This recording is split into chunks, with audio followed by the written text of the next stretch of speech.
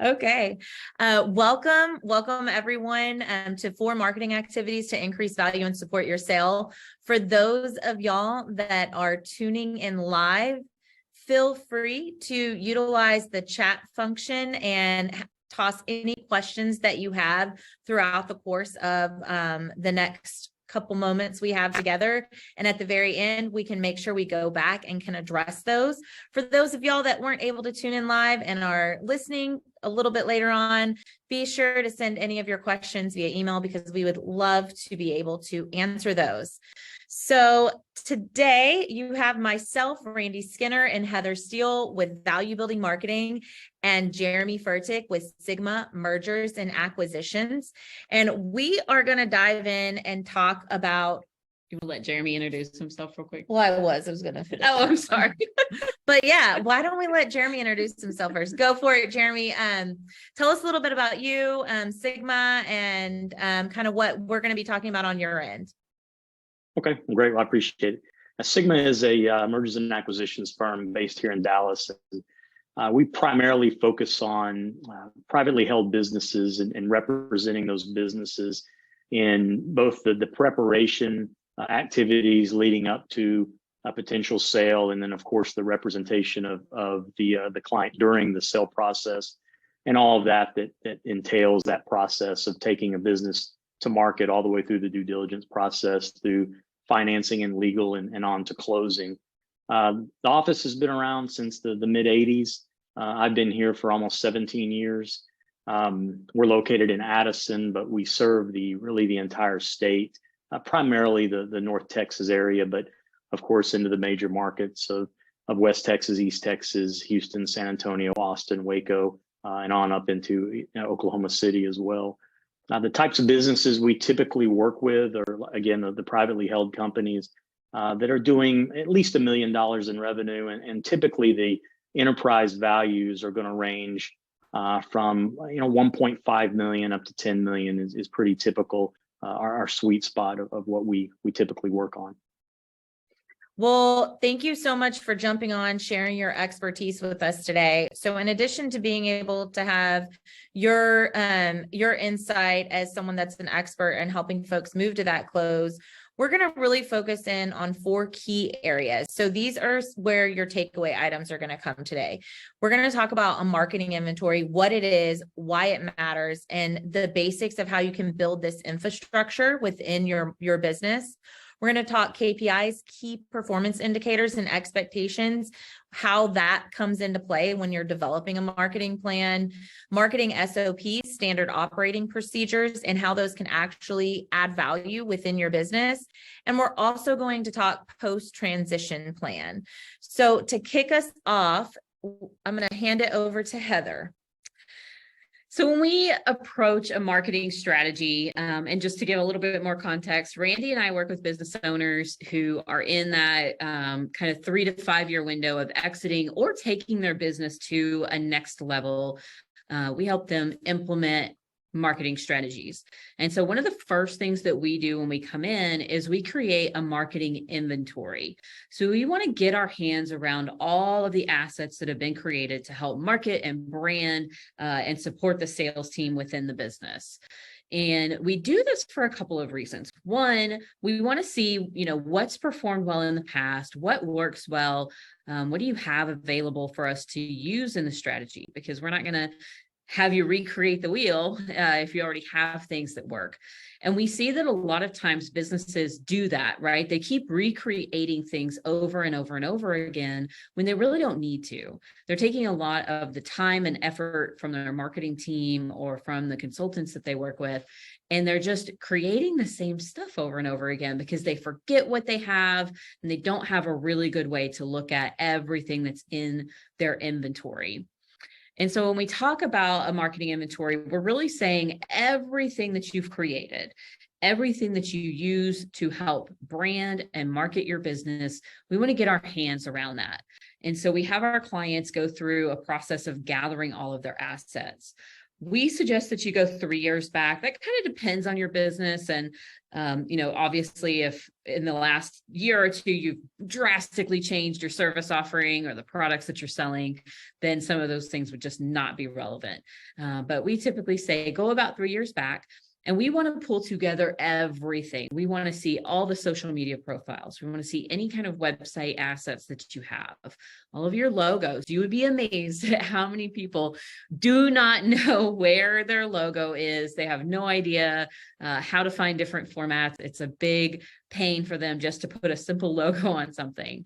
And really the meat of what we want is all of the collateral. So most of us have, different print materials and presentations and articles and all of these things we've created over the years that's just scattered to the winds, and maybe someone knows where it all is, but probably not. And so we like to pull all of that together. Now, if you are a Google Drive user, we have a really great tool that you're going to be able to download after the webinar at this valuebuildingmarketing.com/Sigma.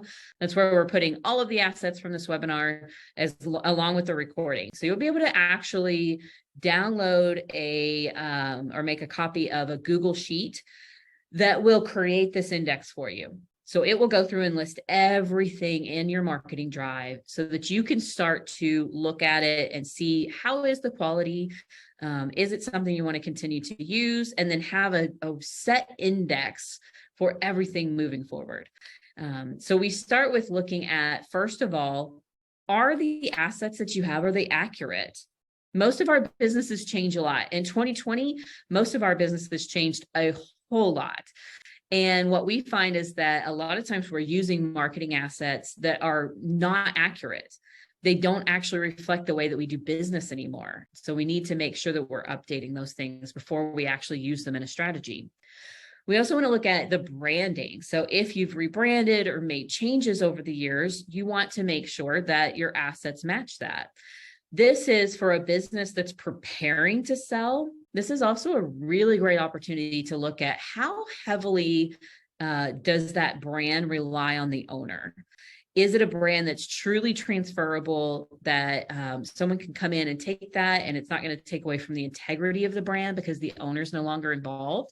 And so a lot of resources and assets that you have, this might be a good opportunity to start shifting them away from the owner and being more about the business itself. And then, of course, we want to look at, is it relevant? Is every asset, is it relevant to how you do business? And we like to mark them as either usable as is, it's good to go, we can start cranking it out, usable, but it needs improvements, not usable and irrelevant. And so that's going to really help us filter out what's available there and how we can use it. And then the other thing that we're going to do is categorize things based on the audience and the product, or what kind of call to action that you're trying to get out of that. So that we can easily, if I'm putting together a social media campaign for a specific offering, I can go straight to that inventory and I can see what assets are available instead of recreating the wheel.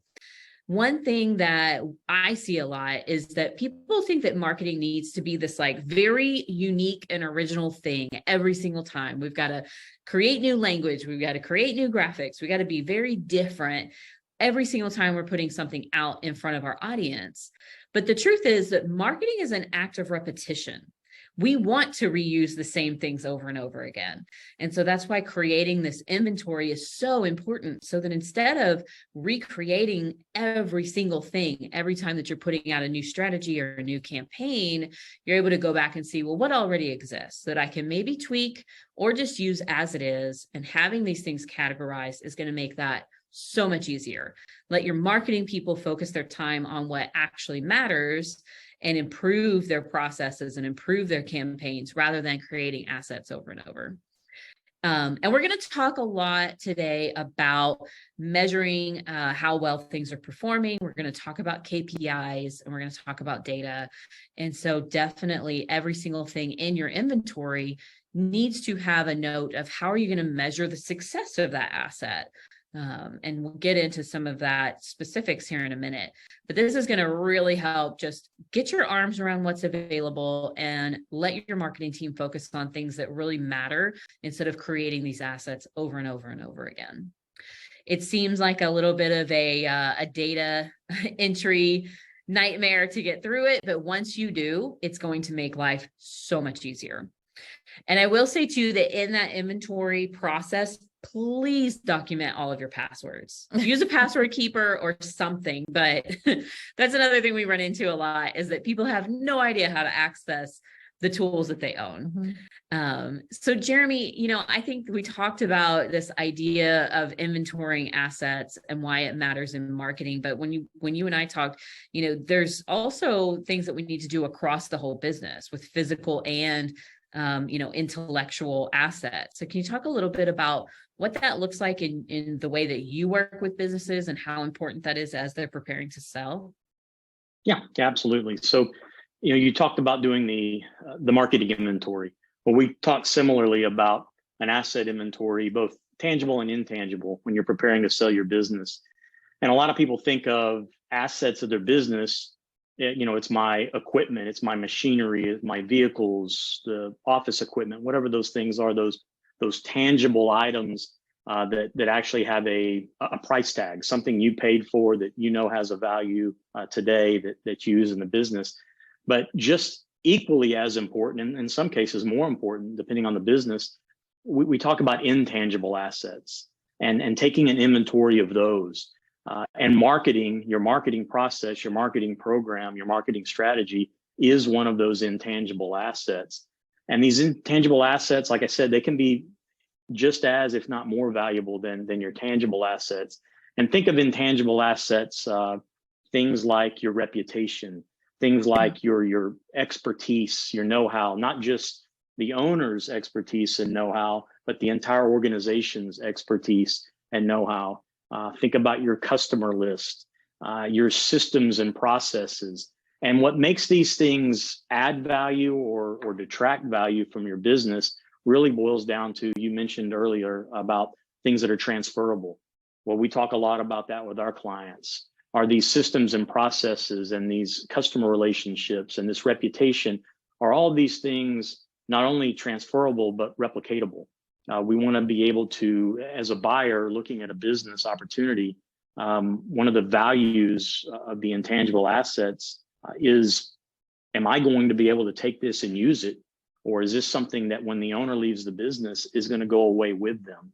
So, those are things that we look at. But marketing is a huge intangible asset because it really gets down to the brand of the company. It gets into, how do you generate revenue now? And as a buyer, am I going to be able to take that plan and continue to generate revenue? Or is it too reliant on the owner? Is it too reliant on just luck? And that's a big thing we talk about, is if you can document these processes, whether it's how you manufacture a product, or how you go through the sales cycle with a client, or how you develop a marketing program and get that message out there to the marketplace. All these things need to be documented because they need to be transferable and they need to be replicatable. Whenever we talk to potential clients about, how have you grown your business? What do you do to develop new business? What do you do to add new customers? The worst thing we like to hear, or the worst thing that we can hear, is, oh, it's just word of mouth. And while that's a very valuable intangible asset, because that leads to the reputation and the brand, that's not a plan. That's just chance. That's just luck. That's just circumstance. And that's something that a buyer really can't grab onto and say, okay, I can roll the dice and spend $5 million on this business because I think it's going to keep doing the same thing. But if they have a plan in place, especially a marketing plan, that they can look at and say, okay, I see what you've done here to generate this revenue and build this value of your company. I can continue to do that. Mm-hmm. That is invaluable when it comes to selling a company. That's awesome. And you keyed up very well the things that we're going to cover in the rest of this webinar. So great. We are on track.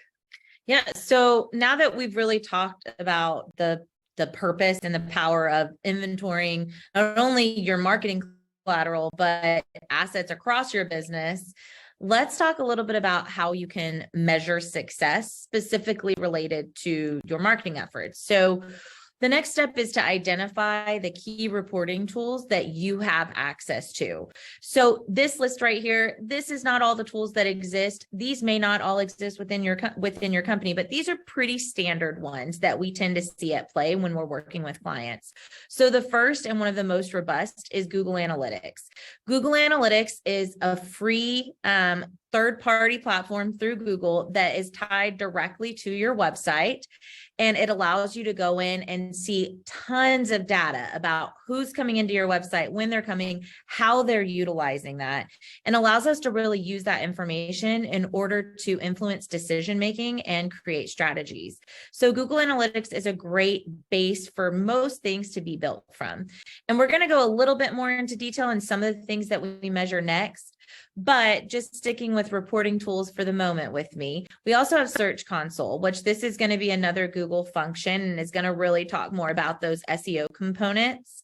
Again, another tool that is free to set up as a business owner. So it's something that, your marketing agency, your marketing team is going to be handling and covering, but it's information that you can have access to as a business owner. And those are the type of questions you want to be asking. The third is your CRM. So that client or customer relationship management tool has so much data, and being able to see what data is available and how that plays into your marketing becomes a really robust opportunity when it comes to measuring campaign success. We then have social listening and reporting tools. So social media tools, this can be directly within the platforms itself, like Facebook, LinkedIn, Instagram, they all have their own reporting tools, or you may use a third-party tool like a scheduling tool, or even sometimes it's built into your CRM. So whatever social media tools that you're using. Email analytics, oftentimes email analytics is going to be built into the third-party email platform that you're using. A lot of times we see MailChimp, Constant Contact. These are some of the kind of most common, but we also see this built into your CRM as well. So where are these things and how can you measure success? And the last would be paid ad metrics. So if you're doing any sort of paid social media or paid Google ads, this is going to have a totally separate metric, a totally separate dashboard that allows you to see success outside of just organic or non-paid initiatives. So these are some of the basic reporting tools. So figure out which ones you have. And once you've determined all of the ones that you have available, go back to your marketing inventory that Heather talked to us about. Go back to that Excel that we are sharing with y'all, the template that you're going to have access to. And there's actually a column that we've built in that is asking the question, okay, which tool are we going to use to measure success? So if it's related to an email, then I know that I'm going to use my email analytics tool to measure success. If it's a blog post, then I know that I'm going to utilize Google Analytics because I'm going to measure success from my website metrics. If it's a paid ad, then I'm going to utilize the dashboard within that paid ad platform. So go in and determine which reporting tool is it that we're going to see success. So can I add one thing real quick? Always. So I do want to just highlight that CRM is something that obviously very important within your business. A lot of times, especially our smaller businesses, we tend to skip that step of really developing a CRM and getting in the good practice of tracking our deals, of, keeping up with customer data and really utilizing that CRM to its fullest. But when you are a business owner who plans to one day sell, and I'll let Jeremy correct me if I'm wrong here, but having that very detailed and rich client data and very good history of how you've interacted with clients and what they've done with you and the type of business that they've done with you and what their deals look like, that's going to be so important that that's something that you can transfer on to the new owner because now they have not just a list of people that you've done business with, they have the whole story of what your business really has been like, how you've developed these relationships. And so that's something that beyond just the reporting capabilities that I really recommend you spend some time thinking about is how can you get in a good habit of maintaining your CRM, really using it to track your deals and forecast sales, and then making sure that you're keeping that full story of how you interact with those clients in that CRM. Absolutely. I'm really glad that you pointed that out. And that actually segues perfectly into our KPI, our key performance indicator conversation, because, tracking properly within a CRM, one of the ways that we can measure success and the success of a relationship itself, which is something that I think is, oh yeah, we have all of these great clients and all of this great cross-selling opportunity.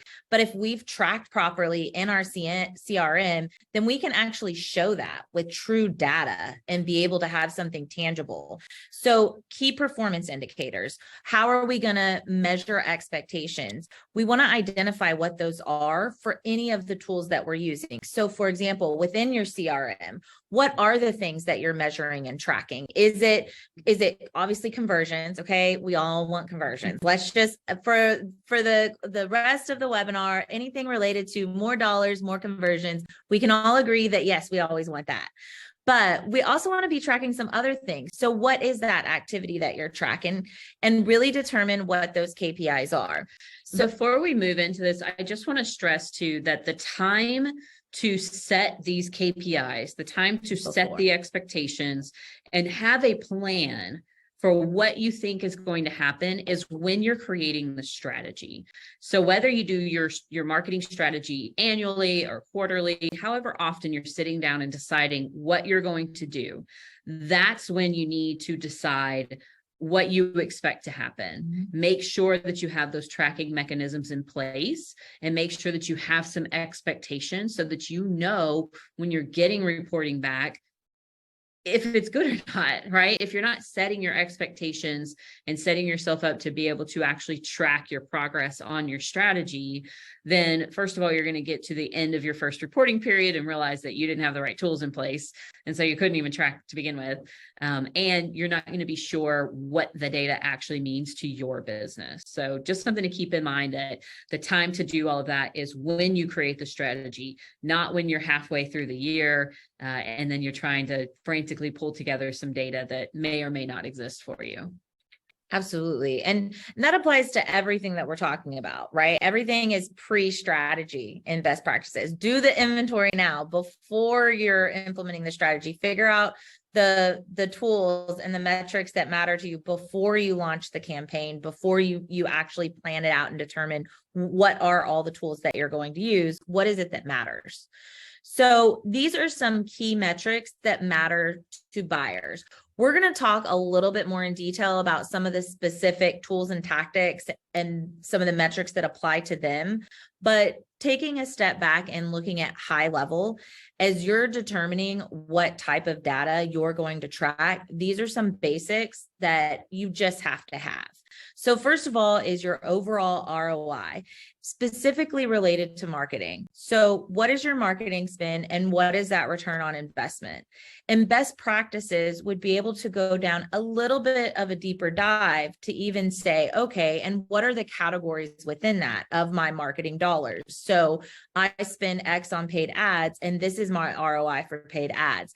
I spend X on, trade shows or one-on-one marketing or whatever the categories are, whatever those high level categories are for your business, and be able to know what is that dollar amount, the ROI.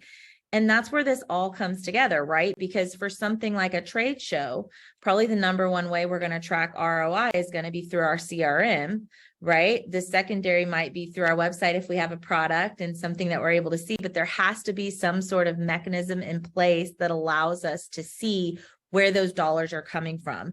So that those are things that have to happen before we ever hit go on that strategy or hit go on launching that campaign.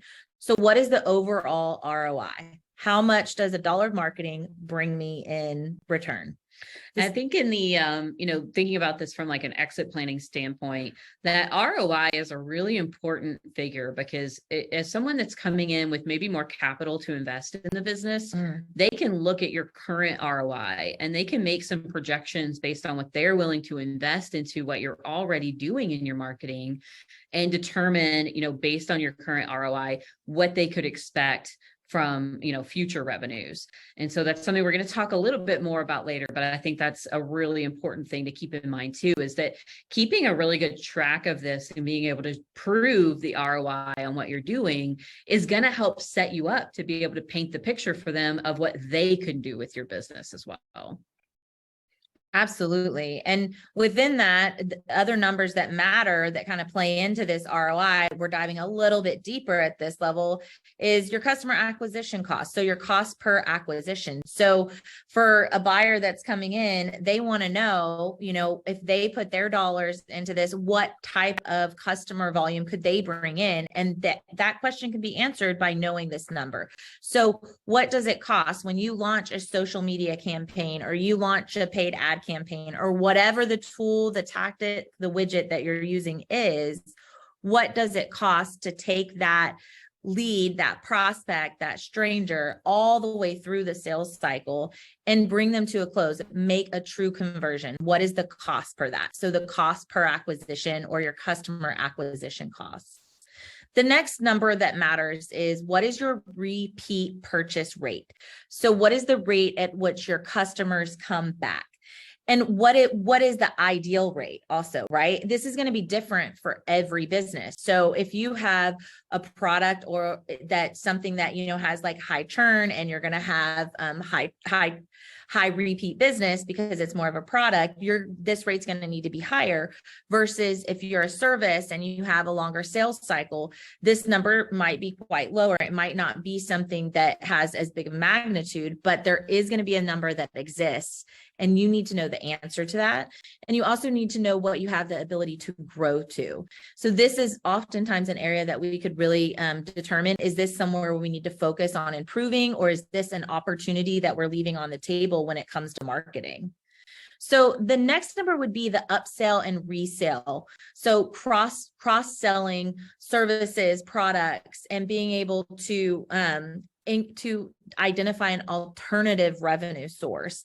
So this is going to look different for every single business, but this is an opportunity for new dollars to come in, and something that also matters to a buyer, for them to see that there's this potential revenue stream that can essentially mean additional value for your business. So I want to ping Jeremy, you or Heather, and kind of talk a little bit more about how this upsell resell can come into play, and why that matters to businesses. Well, I think just from our standpoint, when we're talking to businesses about the value of their companies and the value of their companies to buyers moving forward, this idea of customer acquisition is a huge component of that. Not a deal goes by where buyers don't ask the question, how much of your business is repeat? How much of it is recurring? And one of the big concerns that a lot of buyers have about businesses is, if it's a product or service that somebody that every time you make a sale or generate revenue, it required an entire sales process or sales cycle from start to finish. That's not as attractive as a business. Let's say that you get set up on a recurring monthly service plan or something along those lines. And just in talking about business valuation multiples, and that's the number that you multiply your EBITDA or we call it seller's discretionary earnings in order to generate a value. Businesses that have more recurring revenue command a higher multiple than businesses that have less recurring revenue, that have those individual sales over and over and over again. So it is something, and some businesses just they don't lend themselves to having a lot of recurring revenue, and those are just industries that typically have a lower multiple valuation multiple to begin with, and there's really nothing to do about that. But it is something, and when we talk about repeat versus recurring revenue, or not even revenue, repeat versus recurring customers, repeat customers are coming back over and over. You already established that relationship, and they're coming back to you for something. And that gets into the idea of this upsell resell, because you may have something additional to offer, whether it's a different product, a different service, something that you build a pool for someone, and now you're going to sell them on a maintenance program. That's a repeat customer in our mind. when we talk to our customer, or our clients about that. A recurring customer is somebody that's on that program, and you've got that monthly or quarterly or annually revenue that's coming in over and over and over again. So there's a little bit of a differentiation there between repeat and recurring when we're talking to our clients and buyers. But there's nothing when it comes to this idea of understanding the metrics when it comes to your marketing program. There's nothing that can add more value to your business than having a strong repeat and recurring revenue stream, whatever your product or service is. That's awesome. And I think too, as you're thinking about your marketing strategy and the tactics you're going to use, a lot of times we see that people are super focused on lead gen. That's like the buzzword. Yes. Everybody wants leads, but you need to be thinking about that full funnel and then how you bring people back to the funnel, right? So you need marketing pieces in place that are also going to take that customer who's gone through the full sales cycle and either bring them back in at a different revenue opportunity or bringing them into that recurring opportunity. And that's a great opportunity for marketing to take some of the load off of sales and your operations people and be able to, introduce these other opportunities to customers in some pretty automated ways. So just something to keep in the back of your mind that this is the kind of thing that marketing exists for, not just for generating leads. Absolutely. And being able to begin identifying these numbers, yes, it's important because we want to make sure that our business is healthy in regards to marketing and that metrics are set up because buyers care about them. But also from a strategy standpoint, if we're doing this before we develop and implement the strategy, we're taking all of this data, we can look at these numbers and identify where some gaps are, and more importantly, where opportunities are. So, pinging off what Jeremy said, if we know that repeat and recurring purchases and clients are one of the strongest ways that we can really increase the value of our business, if we see that we have the opportunity for that within our business model, we can then begin to really dive into a strategy of how can we see those metrics increase over the next 3 to 5 years, or even better, over the next 12 months to put together your 12-month strategy. So before we move into a little bit more detail on tracking efforts, I don't want to leave customer lifetime value on the table because this one is very important. So we definitely need to know this answer. I think if any of us have watched Shark Tank, right, we all know it's customer lifetime value and customer acquisition cost. I feel like these are two common things that they're always at. So you need to know your numbers, right, y'all? So your customer lifetime value is going to be, it's a formula, and it's going to be a number that literally says, okay, my customer comes in and it's based on averages and how long or how many times they're purchasing with you. So what is that value over the course of their lifespan with you? And so this number matters because when we look at the value of a customer, it's going to be different for each business. So if the value of a customer is, say, $10,000 versus the value of a customer that's $100, those are two totally different models. And so we want to begin to look at these numbers in a way that actually matters to your business. And so an example of that would be, I would be completely fine with a customer acquisition cost being higher for a business that has a customer lifetime value of 10,000 versus an acquisition cost being high for a lifetime value of $100. If the acquisition cost is over $100, well, then we probably need to look around and see what's going on. We're probably not making any money. We're not making any money. Something's wrong, right? So that's how we start to look at these numbers and apply them to our business individually. But more importantly, that's how we begin to utilize them to not only increase the value of our business over time, but create a strategy that works and a strategy that is helping us plan to sell or exit.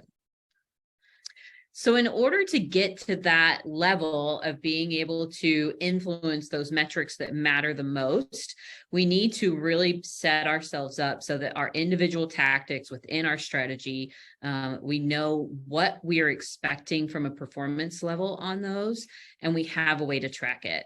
Now, I want to move pretty quickly through this part of the webinar because while it's important, and this is typically the kind of stuff that people like to talk about the most, It's not the most important thing that you're going to take away from today. And we do have these resources for you to download, so you can come back and dive into all of this. And you can always come back with your burning question and we can Yes. talk more about it. We will never say no to talk marketing. Yeah. And so we're going to break down just some of the most common tactics, what you should be thinking about tracking, and how you can actually do that. And so we'll start here with social media. I do want to say Jeremy made some great points when we were talking earlier this week about social media and kind of how buyers are looking at what you're doing on social media. So before we jump into the actual nitty gritty here, I just want to touch on that. And Jeremy, maybe do you want to kind of talk about how buyers, look at reviews and the actual content of what these businesses are posting? Yeah. It's, social media has taken on a life of its own over the last decade. And it's, and a lot of good and also, unfortunately, a lot of bad. And one of the things that I think a lot of business owners have a really difficult time when they think about social media is how visible it is and how accessible it is. And also the idea of, I've got my own Instagram account or my own Facebook account or whatever I have, but then I've also got my business Facebook page and my business Instagram and whatever the other,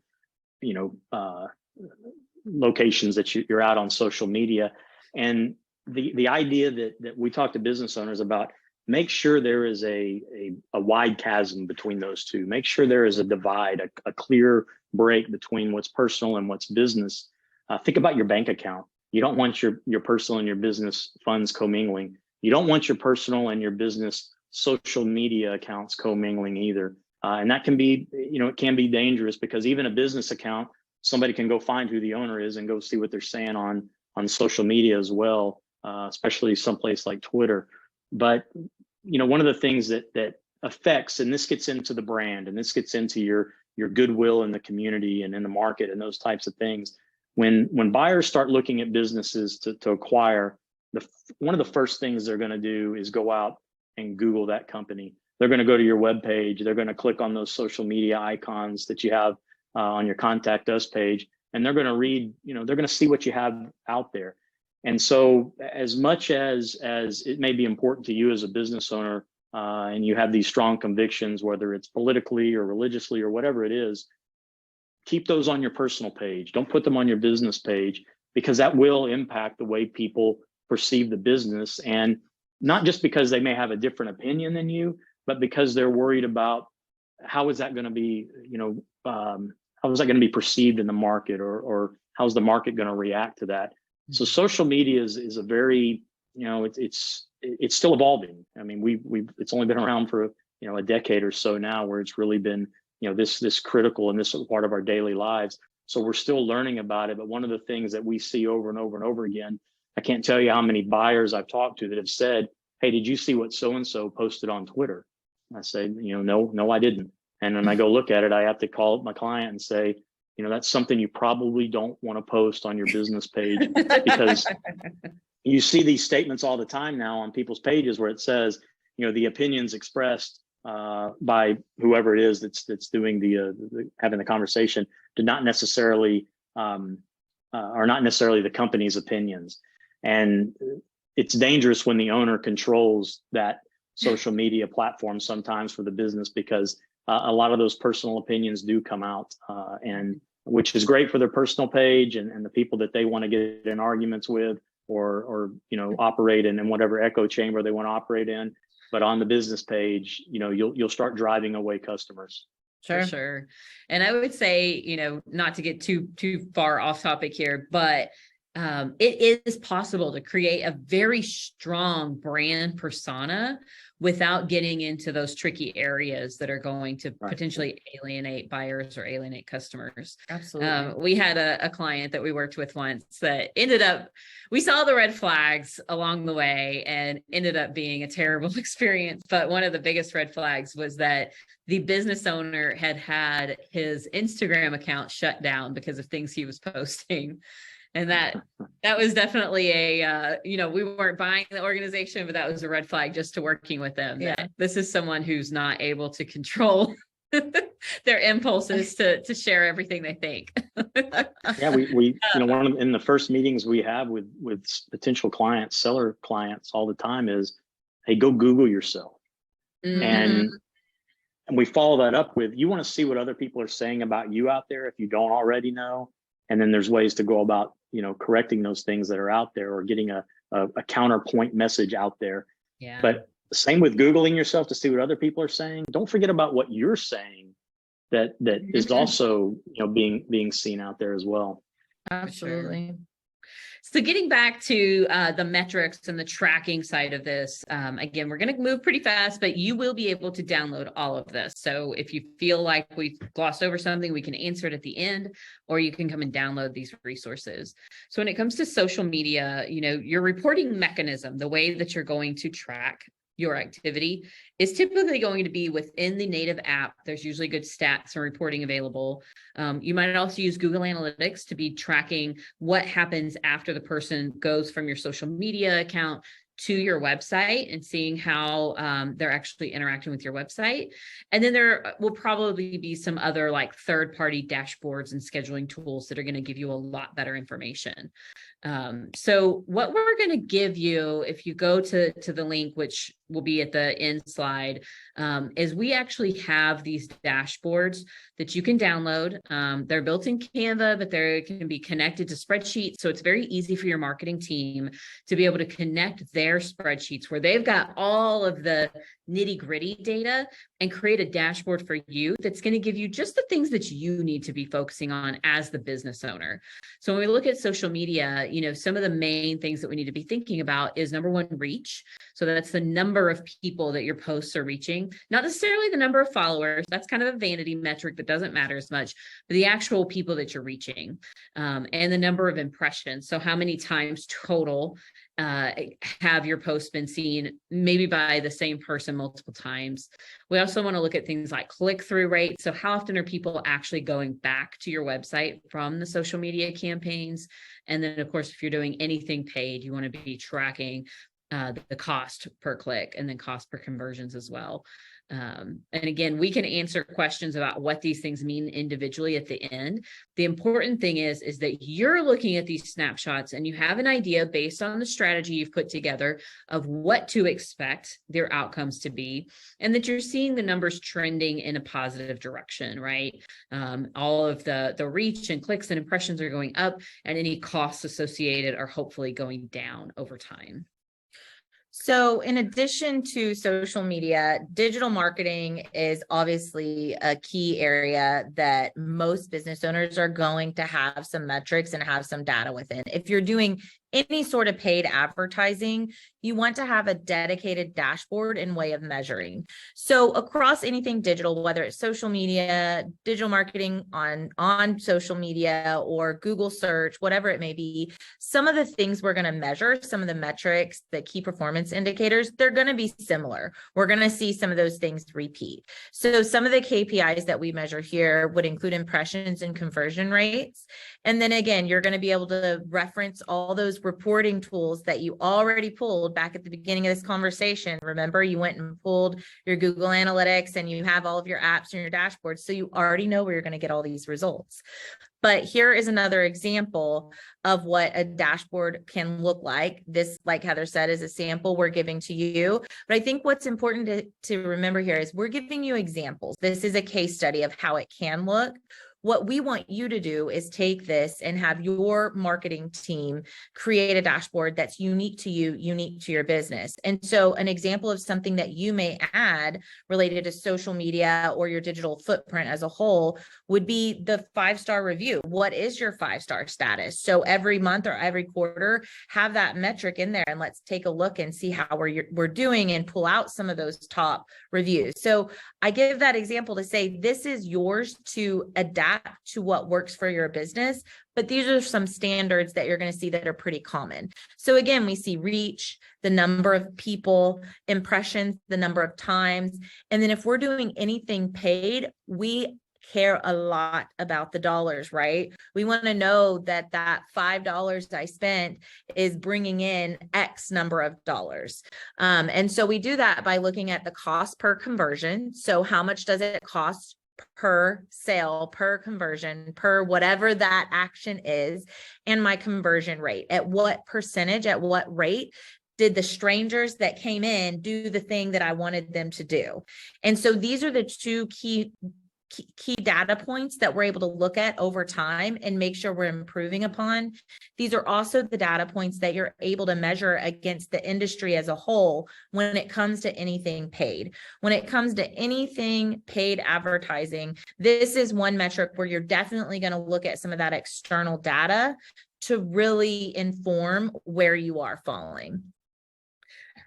We're running a little tight on time here. Are you good if we kind of skip some of these? Yeah, because everything's downloadable. I don't want to spend time going through the same things, as you'll but see, I do it's the same things. You have one-on-one marketing, website. So let's keep going. Yeah, I do want to just touch on this one-to-one marketing. This is where we see a lot of times that people are not tracking. Nope. And so they're either assuming that their one-to-one efforts with networking, trade shows, those things, they're either over assuming that they work, or they're assuming that they don't work just because maybe they're getting frustrated and burnt out.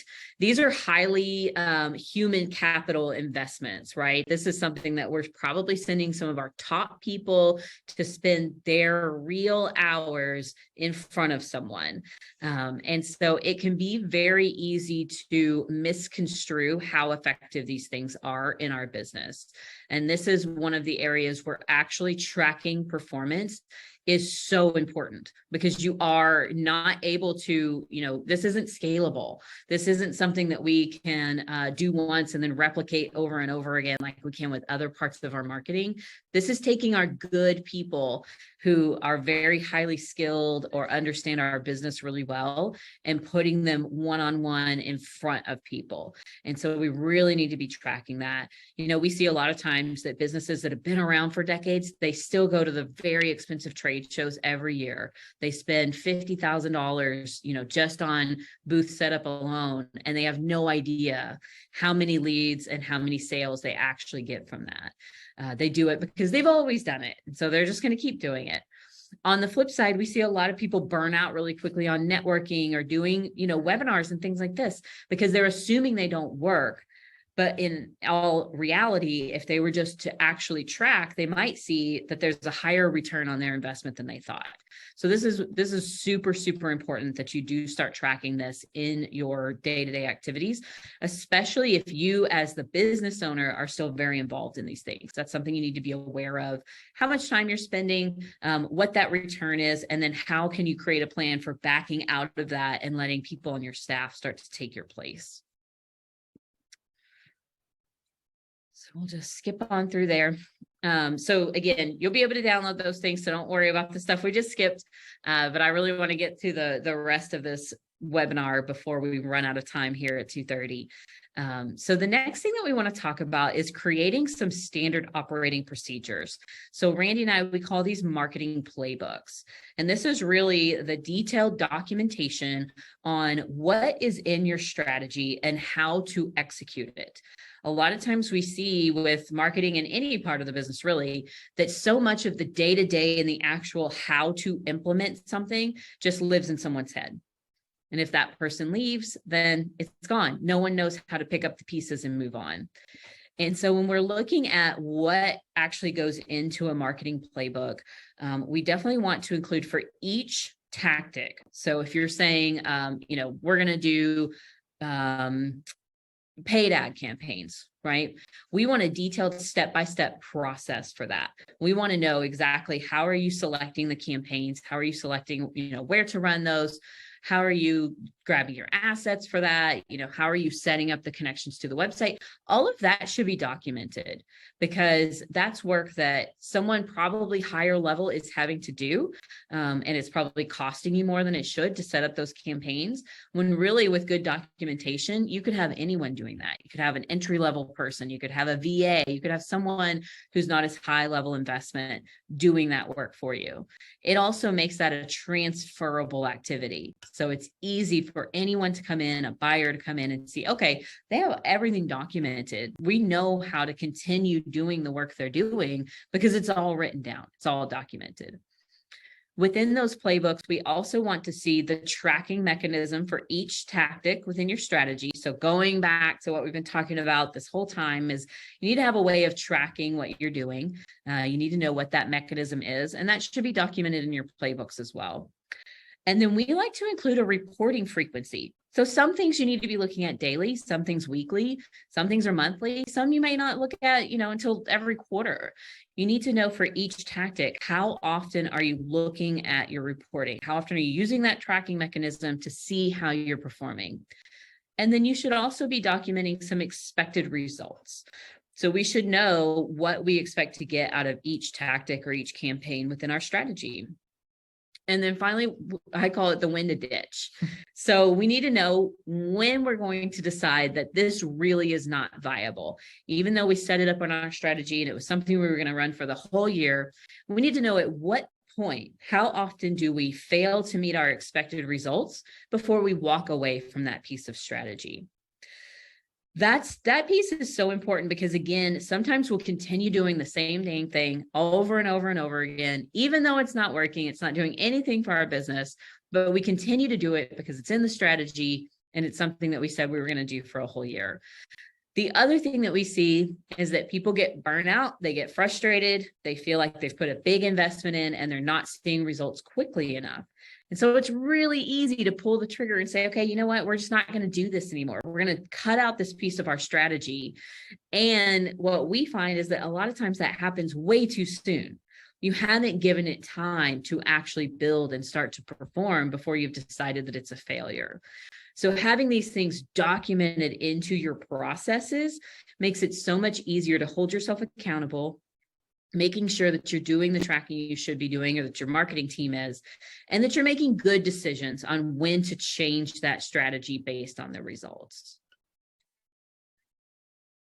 And then just a couple of more things here about processes. Unless you're just a really strange person, you probably don't enjoy documenting processes. Okay. I went to school for technical writing and I left that field as quickly as I could and got into marketing because documenting processes, it's super boring.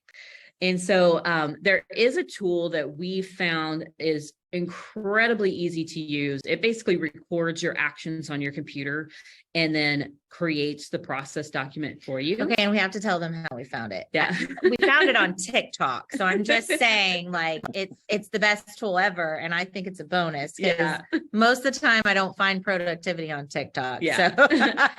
So scribehow.com is just phenomenal for creating processes. So quick. There's other ways, right? Everyone has their own process or their own way of creating these things. But if you want something that your team can get started with super quick, the free plan works really, really well. Scribehow.com is going to make it just so easy.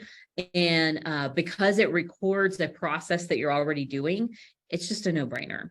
The other thing that we highly recommend is if your marketing team is not using a project management system and creating templated projects within that system so that they can really easily spin up a new campaign, have all the steps documented, know exactly what they need to do and keep track of those projects, they really need to be implementing that.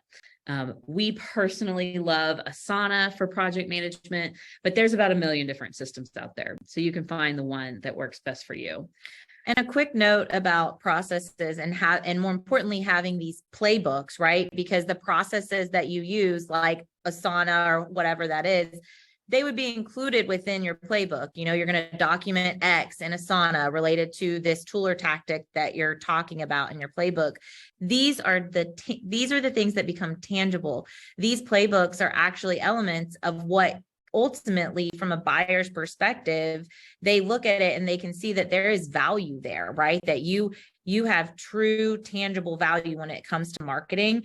And ultimately it can impact what that value of your business is when we're talking about getting into that sales cycle. And then just a last note, especially for us small businesses out there, is just don't change your process just because you can. I'm guilty of this. I think you put that one on there just shiny to remind object yourself. syndrome, and I will reroute the way that I do things a million times over if I let myself. So just really for you and your marketing team, keep in mind that these processes exist for a reason. Yeah. And you want to really follow those processes so that you're not wasting time and energy on things that just really don't matter. Anything to add to processes? Yeah. Absolutely. Actually, I was just going to say, Randy touched on something there about the marketing playbook and how that can build value. And I think that is, it couldn't be any more true or any more accurate. Think of your marketing program, and specifically this marketing playbook. It's just another asset of your business. Just like, if you're buying a trucking company, I mean, you want to make sure they have good trucks. If you're buying a manufacturing company, you want to make sure they've got good CNC machines. Those are tangible assets that you would never buy that business if those tangible assets were just complete trash. Just like your intangible assets, the marketing playbook is a great one to think about. A buyer is going to be more excited about buying a business and pay a higher price for a business if you've got those types of intangible assets. And I would imagine that even if they don't intend to continue with the same processes, just seeing that it's documented and clear and consistent probably adds some level of at least a perceived value, because now this is a business that's very organized and orderly and process driven versus they just got lucky that they were able to get this far, right. With this haphazard way of approaching things. Yeah. And when buyers are looking at businesses, they're constantly, they're on one hand, they're trying to be very complimentary and very sensitive to the fact that there are 100 ways to do something successfully. And this owner just happened to pick process A, and maybe they would like as buyers to do process B, but they can appreciate that process A is there. Mm-hmm. And what happens is when they buy the business, they don't have time to go overhaul everything. They got other things to worry about. Mm-hmm. So the fact that those things are already there and in motion and working is tremendously valuable. And I will say one thing, we talk a lot about value. And sometimes it's an actual dollar amount that like we talked about earlier, the different types of businesses have different valuation multiples typically. But it's also, think of it from a competitive landscape. When a buyer is looking at a business, they're not looking at one business typically. They're looking at half a dozen. And they're all going to be similarly sized, similarly in the same industries. All those different things are going to be relatively close to the same financial metrics and everything. Because the buyer is looking for something specific. So when it really digs in, and what makes the difference in which business they pursue are those intangibles. So I've got 6 businesses I'm looking at. 5 of them have a marketing program. 1 of them actually has a marketing playbook. Well, that makes a difference when it comes time to where I've got to make a decision on what I want to move forward with. Mm-hmm. I'm going to pick the business that has more meat on the bone, so to speak. And so these things are, value may not necessarily mean more dollars in every sense, but it can mean the difference between the buyer's perceived value, like you just said, that I'm going to pursue this deal because this business is a better business. Mm-hmm. Absolutely. Yeah, that's a great point. Really good point. So as we wrap up, I want to take a few moments just to talk about the post-transition plan. And Jeremy, I definitely want you to weigh in here before we wrap up. So we've come a long ways. You've done the inventory, which, the database management side of that can be so daunting, but you did it. You've come a long way. You've determined what you're measuring, why you're measuring it, how you're measuring it. You've set up your dashboards and you're ready to get everything moving and grooving to create an epic strategy and end up with the playbooks. And now you sold your business. Hurrah for you. But before you do that, you got to make sure that you have a plan in place for after the sale. And so if you don't have a post-transition marketing plan in place, then you're missing out on the opportunity to show a buyer what you're fully capable of. And so you want to actually document this. And what a post-transition strategy would include are these 4 elements. 1, what does the buyer expect from you? What's your role? how to predict additional resources, documenting how you're going to utilize those resources, and then KPIs and expectations post-sale. So Jeremy, I want to toss it over to you for you to share a little bit about how post-transition shows up from your end. Okay. Yeah. So every buyer has the question of, what's the seller's expectations post-closing? Are they planning on, me just handing them a check and then they're off to the Caribbean living on a beach, for the next 10 years? Do they want to continue working in the business long term? And that's common. A lot of times sellers want to sell not because they hate the business and they're ready to completely retire, but because they're tired of owning the business. And if they could just work there, they love the industry and they want to stay. So there's two ways of looking at this post closing transition. There's the majority of the way sellers, or the majority of sellers, are involved in a way that's an unpaid relationship after the sale. And it can be as simple as a 2-week training and transition period. It can be as complex as a 12-month agreement where they're involved in, maybe a lot at the beginning and then to a lesser extent, and that maybe it's just on the phone as needed, but the buyer wants them engaged in some form or fashion, and that's all included in the sale price. And then there's the paid transition where, of course, that's an employment agreement or some sort of financial arrangement where the seller actually has a specific duty within the company that the buyer's relying on, and they're compensated for that. And of course, that's where you become an employee or a contractor for the business that you just sold. And a lot of times that's difficult for sellers because they've run it a certain way for 25 years, and the last thing they want to do is have someone telling them what to do and how to do it. But in regards to this plan and this marketing program or marketing strategy, when you talk about post transition, it really helps when we're marketing a business for sale to be able to tell a buyer that the seller has a specific strategy in mind, and here's why. The seller believes that he needs to be around or she needs to be around for 30 days post-closing just to make sure things are handled smoothly, make some introductions to some customers, make sure that if the employees have any questions, they can ask them and he can give them the right guidance. That's valuable as opposed to a buyer saying, well, what does the seller expect to do after closing? And the answer is whatever. What do you need? Yeah. And again, it gets into this buyer confidence, and buyer confidence leads to higher values for your business. And if you can make a buyer feel confident that, they may be looking at one business that's the buyer says, you need me for 6 months and here's why. And another business that says, you need me for 30 days and here's why. Well, the buyer's at least able to look at those and evaluate, what am I really going to need? But the value there is at least the seller's given it some thought. And she said, this is why you need me. And here's what I'm going to do for you. And so there is a lot of value in having a plan, even at the very beginning stages. It may be 12 months before we're actually going to be in the position where you're going to be transitioning post-closing. But thinking about it ahead of time on what you expect to do and why is really invaluable. Yeah, and I think we've run into the situation where the owner goes through a transition, but then there's some certain revenue goals that are set for them to get the full value of the business. So they're getting some sort of bonus structure based on revenue. And so from a marketing standpoint, when you have someone like Jeremy in the picture that can give us a really good idea of what that buyer's probably going to expect, what the deal is going to look like, then we can go ahead and pre-plan a strategy that says, okay, this is the additional resources that the buyer is going to bring in. Maybe it's cash flow or some kind of capital infusion or even people resources. And we can look at that and say, okay, this is how we can use that to meet the goals that they're going to expect.